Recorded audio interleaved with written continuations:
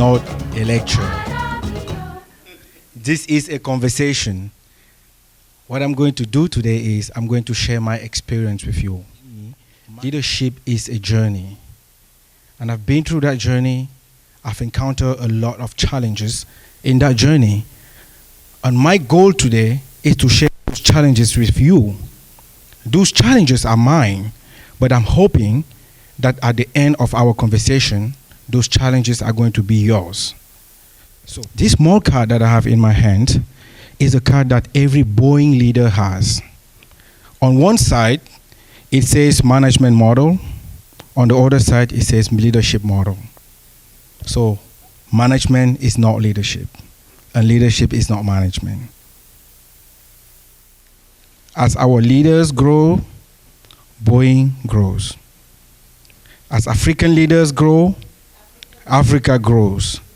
As Cameroonian leaders grow, Cameroon grows. So ask the question, what do you think leadership is? So let me read to you what my son said. My son said, I believe that a leader is someone who helps others overcome problems. I also believe that a leader should also teach instead of using others to accomplish goals. That is a leader. That's what my son wrote. So here's what my daughter said. My daughter said, my vision of leadership is someone who has ideas but has the grace to listen to other people's ideas as well. I'd like to ask you, what do you think leadership is?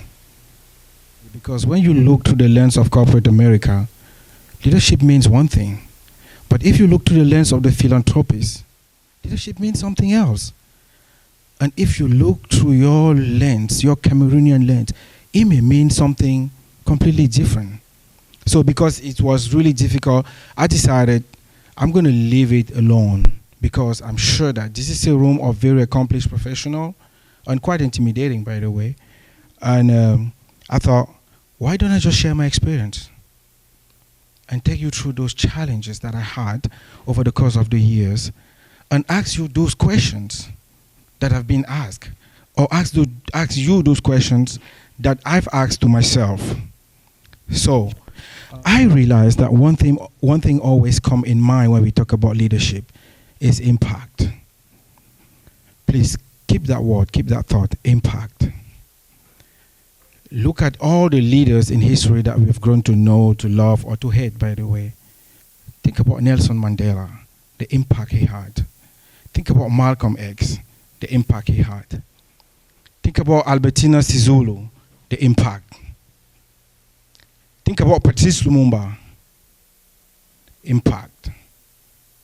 Think about Martin Luther King. Think about Abraham Lincoln. That appeared to me that impact is something that cannot be dissociated with leadership. As many young Cameroonians, when we left the country to go seek advanced education in Germany, what were we dreaming of? Of a better life. We're dreaming of a better life. But it's not always easy.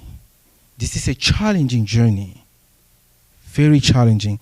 Leaving your country, moving to a different country, a different language, a different culture, and sometimes we have to deal with loneliness, a lot of loneliness, and deal with hate, as we did in the 90s in Germany. But beyond our wildest dream, we succeeded. We graduated. I know we all went through different tribulations, but we graduated, you succeeded in a country that is not yours. What you did in the process was really learning some of those great strengths that every leader should have. Are you aware of those strengths? Aware of your leadership position today? Are you conscious of your leadership position? Because that literally put you in a leadership position that you are not aware of. You went through something that somebody in Cameroon didn't go through. So are you conscious of that position? If you are, what are you doing to share your experience? What are you doing to prepare the next generation to succeed where you succeed or to succeed beyond where you succeeded. As Jack Welch said, before you are a leader, your only goal is to learn and grow yourself. But after you become a leader, your goal is to grow others. So that's my call. That is the first challenge for you today. Everything you've learned in the process, have you shared that something with somebody else? What have you done with that? I would say that we grew farther away. I grew farther away from Cameroon. I really did. Because at the beginning, what's happening? Let me share this experience with you. I work in the Mercedes factory, in the Mercedes power plant manufacturing facility in Mannheim. Wonderful facility. Great product. You see raw materials everywhere, great, looking good. You see people working in a very coordinated manner. You see processes in motion. And I stand there looking at it, and I cried. This is not a joke. I cried. I had tears coming down because I was asking myself, when are we going to have that in our countries? First few years. But as time passed, I grew away from my country. This is the truth. I abandoned those thoughts. Every one of us is a chief complaining officer. Because we complain about Africa this, Africa that. Cameroon this, Cameroon that. There's no road, there's no this. People don't talk well. People don't come in time. People don't behave well. There's no money for this. We are all doing that. That's how I used to call myself. I said, now, I'm a chief complaining officer. I don't believe the country can do anything for me. Until something happened in the journey. That something happened in Japan. I met this executive, and he asked me the question, he said, I understand that you come from Cameroon. I said, yes. And you went to school in Germany? Yes. And now, you work for the Boeing company, and you're here helping us. And I said, yeah. And he asked me the question, what have you done for Cameroon? And I said, I smiled. I said, Cameroon didn't send me to Germany. That was my parent.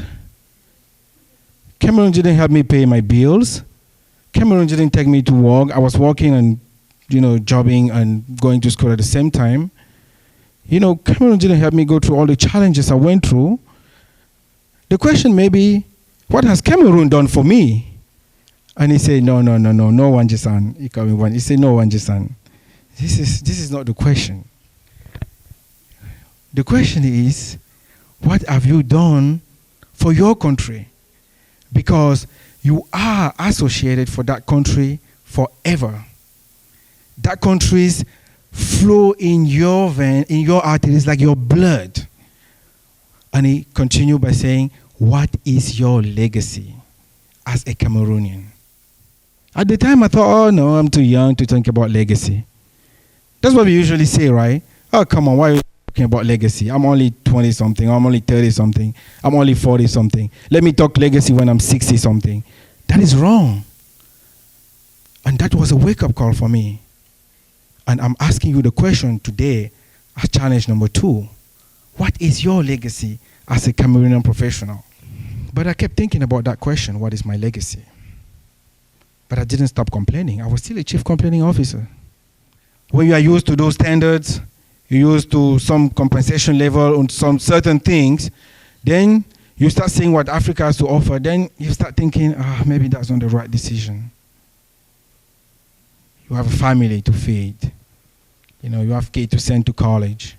But I took another position inside Boeing that was going to take me back to Africa. That's when I became the regional director for business development. I was doing international business development, and I was responsible for all the African countries. As you are in those airplanes traveling to Africa, it's not full of African. It's full of European, American, Chinese. It's full of other people.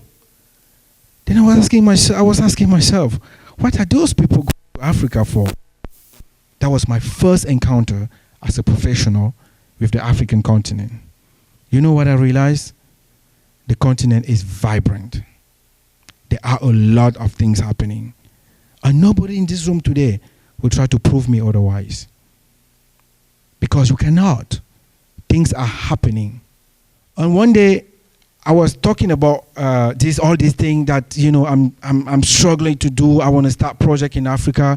I actually started a project with some of my classmates when I was in business school that was going to help us, bring some dynamic in the entrepreneurship world in Africa. I went in Seattle everywhere. I pitched it to venture capital. I pitched it to venture funds. They loved it. You know what they said? Sorry, man, we can't give you our money.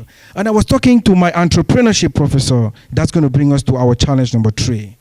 I said, oh, this is crazy. I can't get anything done in my own continent. I can't get anything done in my own country. You know what he said? If you don't like it, fix it.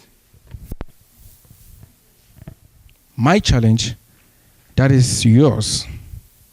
If you don't like something, fix it. And I say, how? He said, that's your challenge. That's why I came up with the word leadership challenge. He said, this is your challenge.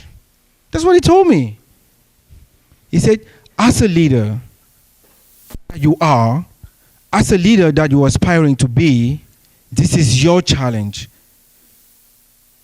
If you don't like it, fix it. Is there anything in Cameroon that you don't like? I'm sure there are a lot of things that you don't like. But you know what you can do? You can fix it. If you don't like something about Africa, if there's something that is wrong, you can fix it because people did. Then I start thinking about the first word I asked you to remember as we start. What was that? That was impact. Thank you. But again, as we get educated in Europe, we go through corporate America, we always think big. We live in those environments with Microsoft and Google and Facebook. We think about all those big things. We always think huge. But we can start small. We can start small. We can start with one project, with one app, with one web page, with one telecommunication company, with a catering company in America, and then grow it. Then start delivering things to airlines that are flying to Cameroon. We can think beyond our wildest dream. As Mandela said, what did he say? It's always seemed difficult until it is done. I came across this quote of Jack Welch again. I'm a student of Jack Welch. And he said, we have to create a vision that we feel really passionate about it. And I know we are all passionate about our country. We are all passionate to see change. And if you change business leader with whatever you want, with philanthropic leader, with social leaders, with clergy, with everything, as a leader, we have to be passionate about something that we are yearning to accomplish, something that we want to see through. And somebody one day told me, one person can make a difference. Because when you think about all those big things, thinking about putting teams together, you keep being disappointed by this, keep being disappointed by that. He said, one person can make the difference. I said, that's wrong. Because I believe in teamwork. I believe in strong collaboration. I believe in team cohesion, in changing ideas in a team and make things go forward. And what happened was, he said, no, one person can make a difference. I couldn't believe it until I encountered one person, one Cameroonian that did something that I found great. And that something motivated me. And that person is a professor. The reason why I'm bringing this is because of the first word I said to you at the beginning when I was looking into leadership, the word impact. In his village, where he was born and raised, there is no access. There is no hospital. And in his village, people were dying from every kind of disease. Malaria, waterborne disease, typhoid, you name it. There was not even a single clinic, not even a nurse. And he thought, I have to do something about it as a child of this village. There are huge challenges. And Blaise could have said, you know what, I'm no Bill Gates. Who am I to tackle malaria? Who am I to start thinking about fighting waterborne disease or fighting any type of disease? Who am I? He invited some friend. They went in the village to start this initiative. when they were in the village, one child got sick. The car cannot get there. The child was so sick. They have to put the kid, in a wheelbarrow and run to the hospital to the city, into the next city. You see how difficult carrying a sick child in a wheelbarrow. He said, next to everything else I want to do, I'm going to build a hospital. You see the progress. Small, little, step by step, in a matter of 4 years. This is one person having an impact. Just one person. Look at this. Diarrhea disease. Look at the dead. 3 dead. No dead is too little. If it's only 1, it's too much. 3. 2009, 2010 time frame, 0. Look at the sickness. Look at the number of cases. 204 to 4. Look at typhoid. How many people has typhoid killed in Cameroon, in Africa? How many people in this room got sick with typhoid? I got sick with typhoid growing up. This is not a good experience. We went from 53 to 1 case. What type of percentage are we talking about? Huge. Talking about impact, this is 1 person impact. Just 1. Just 1. Have you thought about the impact that you can have if you put some thought to it, if you put your knowledge, if you put your strength to it? This is my experience, sharing it with you, and just transferring you those challenges that I believe are valid for every Cameroonian professional, for every African professional. What is your legacy? What are you doing to grow the next generation? If you don't like it, fix it. These are lessons of my life that I've learned through my leadership journey. Not that I'm done yet. I'm still trying to figure it out. And I wanted to share those with you.